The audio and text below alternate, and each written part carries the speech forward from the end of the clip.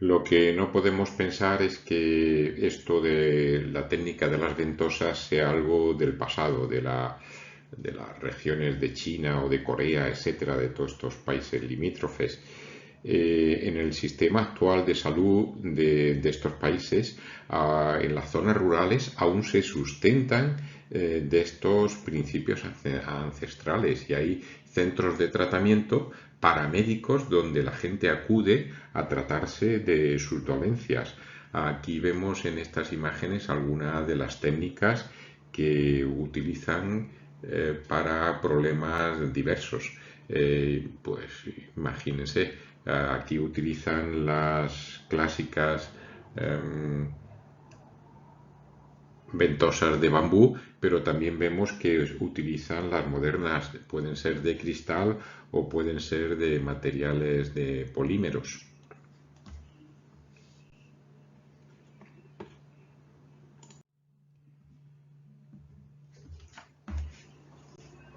También en la actualidad hay muchas personas que utilizan la técnica de las ventosas.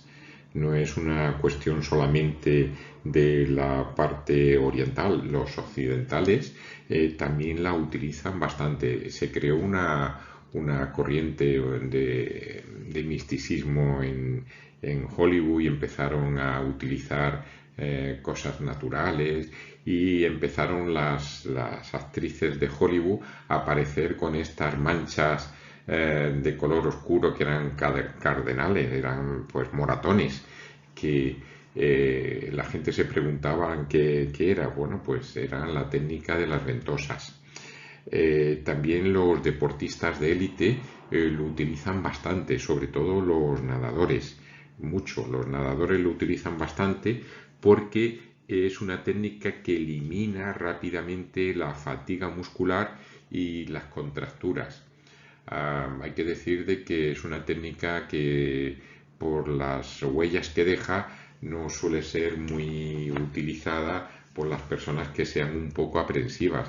Fijaros las espaldas de los nadadores como quedan, o en la figura esta que hay a la izquierda, que después de una sesión parece prácticamente que le hayan quemado con una plancha toda la espalda.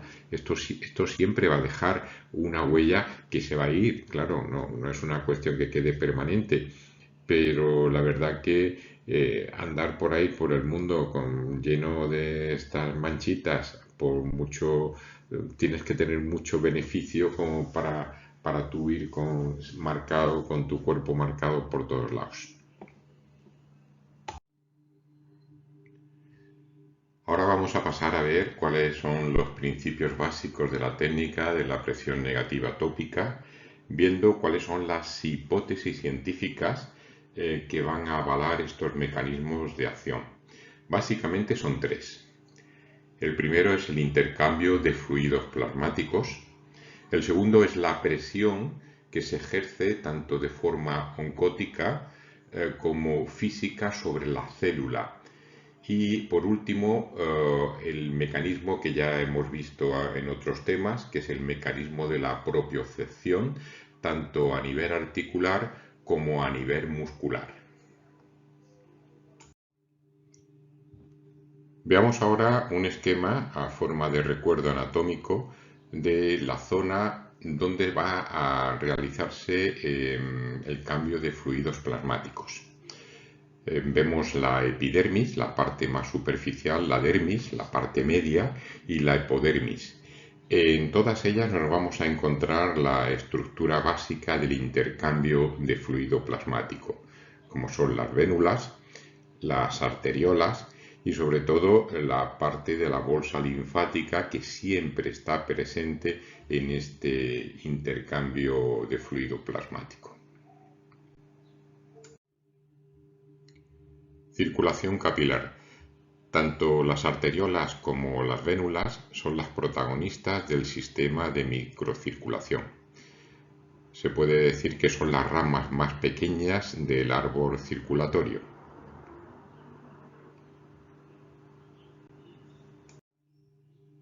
En esta circulación capilar se realiza la función básica y última del sistema cardiovascular. Este es el intercambio de sustancias entre la sangre y la célula. Es la función básica que va a proveer de alimento a nuestro organismo.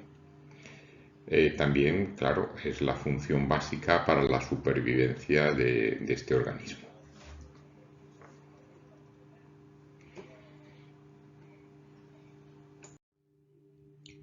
Veamos ahora cómo se realiza el intercambio de fluidos a nivel capilar. Lo primero que debemos de considerar y tener en cuenta es que la velocidad de circulación de la sangre a este nivel es pero que muy baja. Se sitúa en 0,1 milímetro por segundo. Esto es una velocidad bastante baja.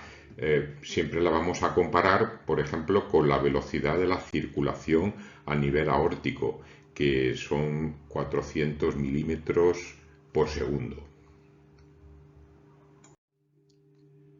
En fisiología nos describen el intercambio capilar en tres tipos diferenciados: difusión, pinocitosis o transporte vesicular y la ultrafiltración o reparto de líquidos.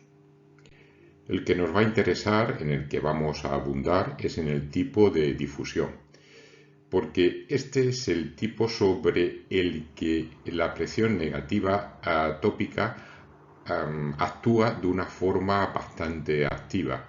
Por lo tanto, vamos a centrar nuestro interés en la difusión.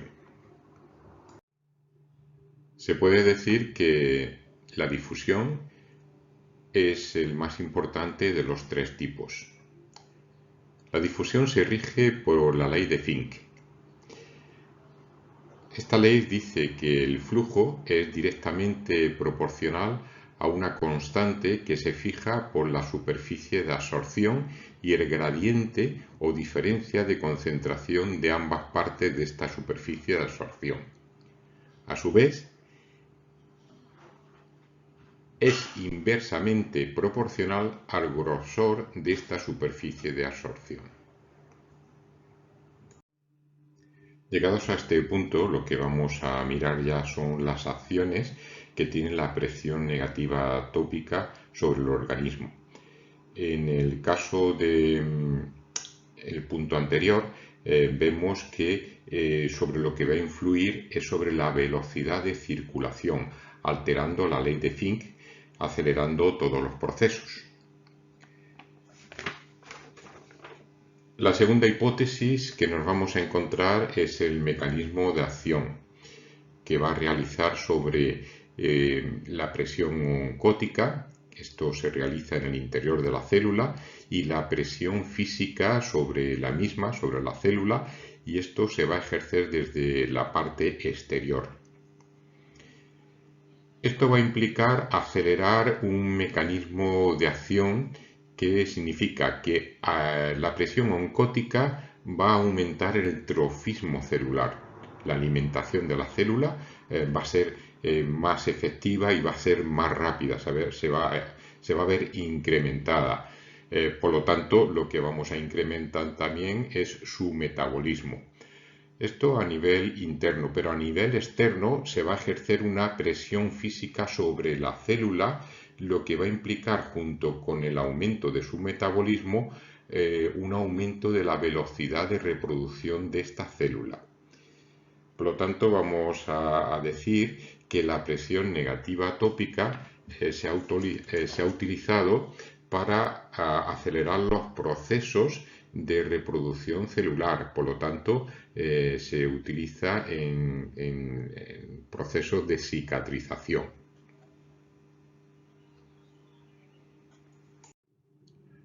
En este punto de las hipótesis de mecanismos de acción sí que tenemos evidencia científica que van a avalar el funcionamiento de la presión negativa tópica, influyendo sobre la presión oncótica y física de la célula. Esto es en el tratamiento de heridas quirúrgicas para acelerar su cicatrización. En intervenciones quirúrgicas que conllevan una gran iatrogenia, una gran pérdida de tejido, aplican sobre la herida una superficie impermeable que suele ser de un tejido plástico, sobre el cual se crea un vacío, se hace una acción de succión. Esto va a hacer dos cosas fundamentalmente. La primera, crear un mecanismo bastante aséptico que va a evitar la contaminación de la herida. Por la acción del vacío, lo que va a realizar es un aumento de los procesos que hemos visto con anterioridad, y todo ello va a implicar una cicatrización más rápida y sobre todo con menos riesgo de contaminación. Aquí tenemos ya la primera evidencia científica de que la presión negativa tópica puede tener un fundamento sobre la acción que se realiza sobre las células, sobre los tejidos. Si la ventosa lo realiza, por ende diremos también que el Kinesio-TEI se va a poder validar también con esta evidencia científica.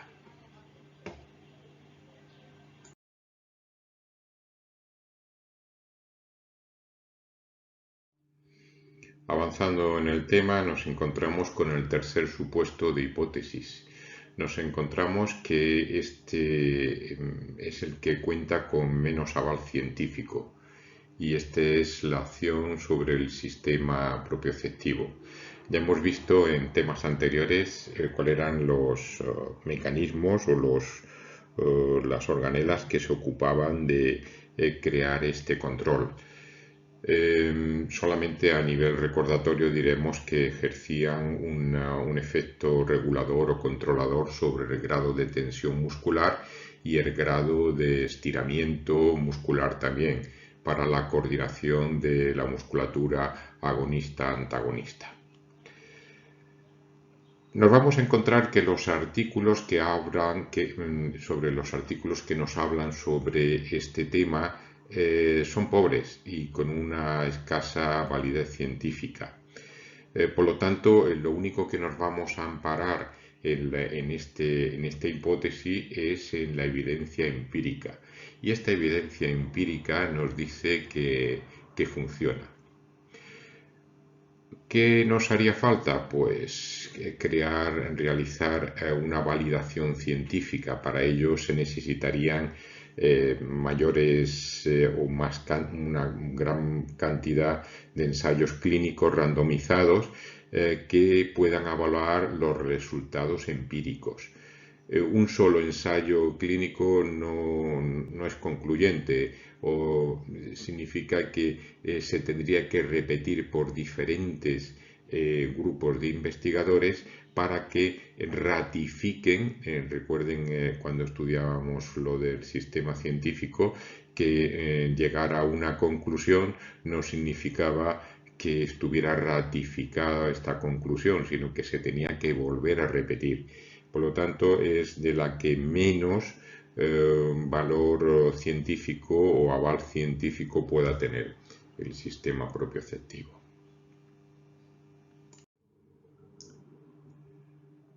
Bien, pues ahora recapitulemos y veamos, dentro de estos postulados de estas hipótesis, cuáles son los efectos de la presión negativa tópica, tanto a nivel superficial como a nivel profundo.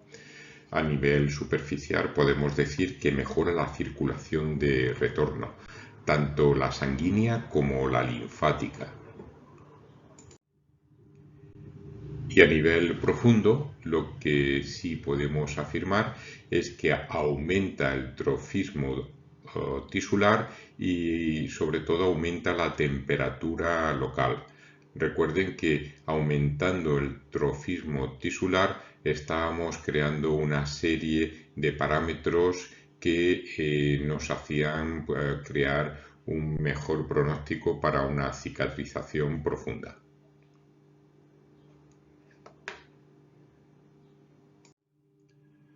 Aquí les presento los resultados de una investigación que inicié al respecto del aumento de temperatura local, aplicando presión negativa tópica. A la izquierda tienen una imagen termográfica preintervención. La imagen termográfica se está utilizando actualmente para el diagnóstico de las zonas donde hay mayor acúmulo de sangre o donde hay déficit de la misma, pudiendo establecer un patrón de comportamiento de la irrigación con las posibles patologías que pueda sucederse a nivel musculoesquelético. En la imagen de la izquierda vemos pues las zonas que están más coloreadas hacia el naranja, son donde hay más acúmulo de sangre, y las azules donde hay menos sangre.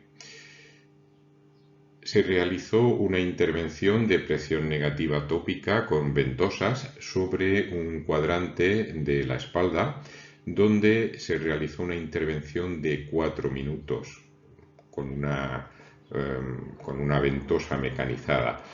Después de la intervención, la siguiente imagen lo que nos mostró fue el gran efecto llamada que tiene la presión negativa, justamente por la modificación de las presiones. Fíjense cómo se desplaza a gran cantidad de sangre hacia la zona de intervención, enfriando parte de las otras superficies de la espalda.